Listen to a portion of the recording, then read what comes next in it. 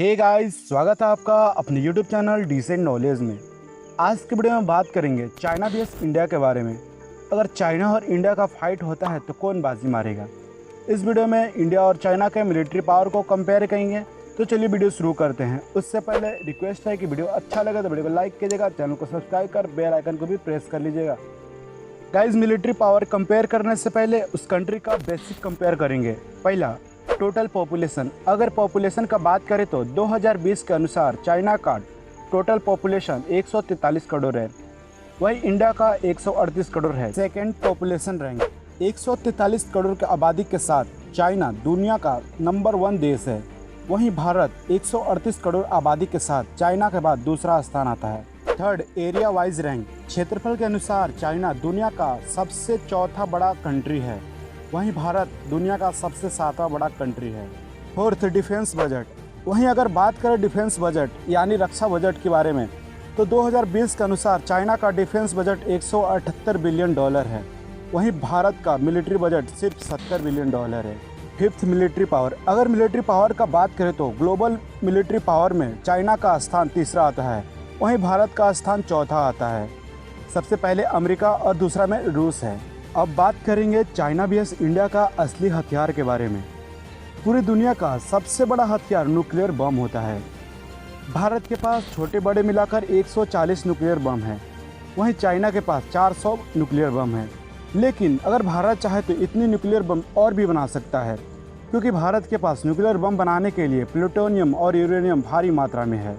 बात करें military personnel के बारे में तो भारत के पास 34 लाख एक्टिव और रिजर्व सैनिक हैं, वहीं चाइना के पास कुल एक्टिव और रिजर्व सैनिक की संख्या 27 लाख है। चाइना का सैनिक कम होने का सबसे बड़ा कारण है वर्ष 1979 से 2015 तक लागू एक पॉलिसी, जिसका नाम वन चाइल्ड पॉलिसी था। इसके तहत माता पिता का एक ही संतान होना चाहिए, इसीलिए चाइना के कम लोग मिलिट्री में जाते हैं।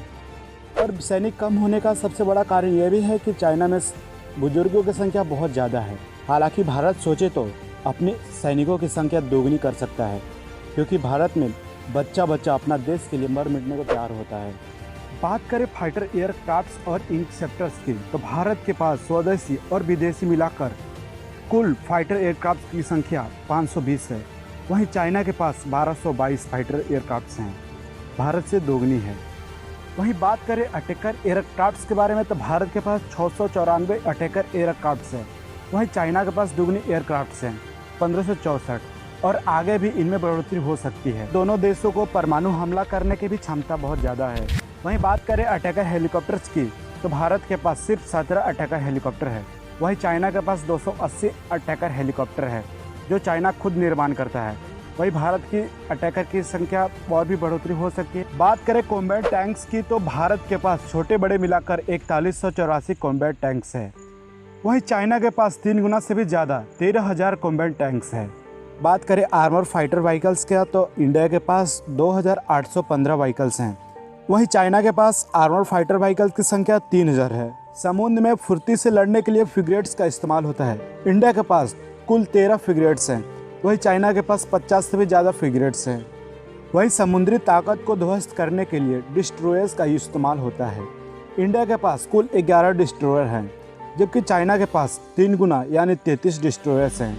समुद्र में गुप्त रूप से हमला करने के लिए सबमरीन का इस्तेमाल होता है यानी पनडुब्बी का, तो भारत के पास 16 पनडुब्बी है, जबकि चाइना के पास 76 पनडुब्बी है। दोनों देश आगे और भी सबमरीन का डेवलप कर सकता है। बात करें रॉकेट प्रोजेक्टर, जो सामने वाली सेना को ध्वस्त करने के काम आती है, तो भारत के पास कुल 266 रॉकेट प्रोजेक्टर हैं, वहीं चाइना के पास 2000 से भी ज़्यादा रॉकेट प्रोजेक्टर हैं। यहाँ भी चाइना इंडिया को पीछे छोड़ देता है।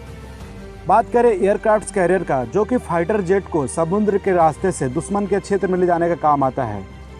इंडिया और चाइना के पास दोनों के पास एक एक एयरक्राफ्ट मौजूद हैं, लेकिन 2030 तक चाइना लगभग 5 और एयरक्राफ्ट बना लेगा, वहीं भारत में इसकी आंकड़ा बढ़ सकता है। तो इस कंपेयर से हम साफ तौर से देख सकते हैं कि चाइना का मिलिट्री पावर बहुत ज़्यादा है, क्योंकि चाइना हमेशा तैयारी करता है वो सबसे ताकतवर देश बनने के लिए, लेकिन भारत का मंसूबा ऐसा नहीं है। भारत शत्रुओं से बचाव के लिए तैयार हो रहा है, लेकिन किसी वजह से अगर इन दोनों देशों से युद्ध होता है तो आपको क्या लगता है, कमेंट सेक्शन में